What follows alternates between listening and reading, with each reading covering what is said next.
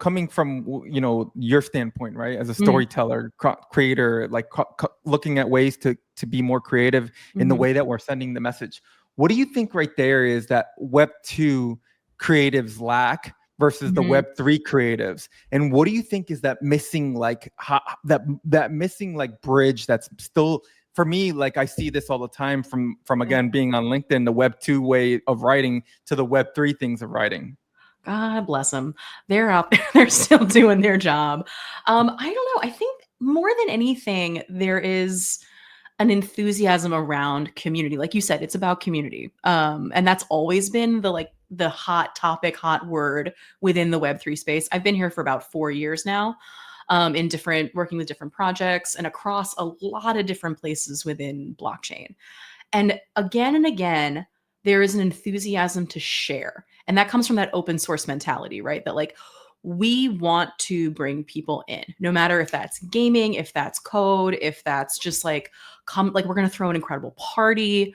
We want this culture to expand and we want to welcome people in. I know I said there was an, if you know, like Korea blockchain moment, right? But that's because people they're in the Telegram chat, they're in the Discord, they're finding out, they're telling their friends. And then we want to like make sure that we're rewarding this like subset while we're there in this part of the world.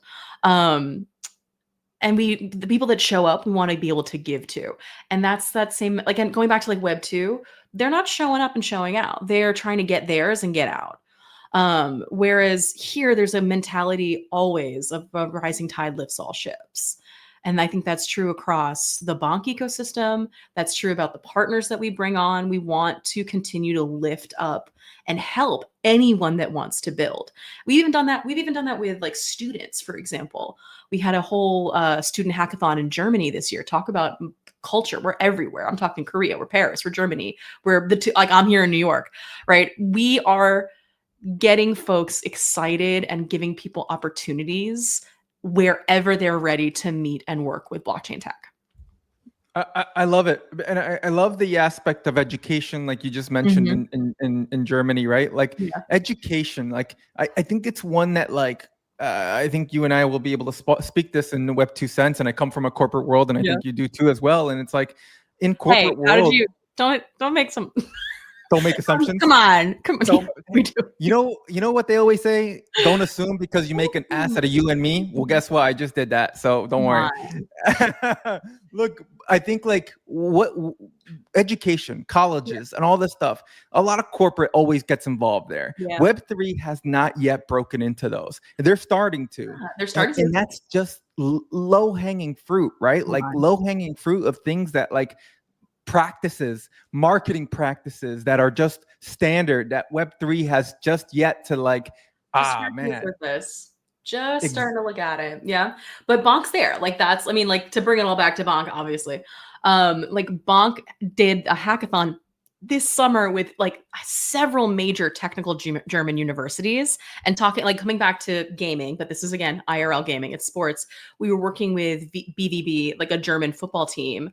We're doing this hackathon at their stadium. Like that's incredible to me. And then we're live streaming that back to Solana Spaces here in New York. Like there is incredible opportunity, again, to like hit the culture. It's not just about the tech. It's all like the tech is at the foundation, but then how do you expand past the tech? And it's by bringing students in, letting them know there's like tools to help them build. It's about connecting with IRL IP, like these, like whether that's the BVB or whether that's the Paris Musketeers, like bringing Bonk to the people, to the stadium, and then expanding that out globally beyond just the niche that we've made for ourselves here on crypto Twitter. Or YouTube or wherever you're streaming to now.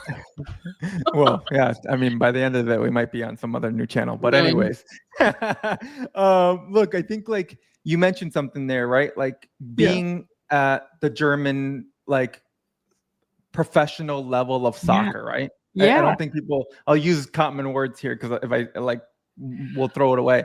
But I don't think people realize what that cements, right? And I'll break it down a little further why it means more to me as a gamer, right? Yeah. You look at like a lot of the Premier League, you look at the La Liga, you look at any of these soccer leagues, especially in Germany. There's the actual soccer actual fans and games. But then there's silos, right? And one of the big silos for a lot of sports is gaming, right? They're esports versions of their of their teams, right? And that compete in larger tournaments. And so we are able to be recognized by the big mama, big papa like idea. It's easier for gamers to be able to go knock on the door at the esports level teams and say, hey, how do we get involved now? How do we bring our tools? How do we bring our assets? How do we bring our skills to be able to play? Like, here's your parent company already getting involved. Yeah, we're already there. The skins have been built, so let's play. Like our presence is in the stadium, so let's play. That's great.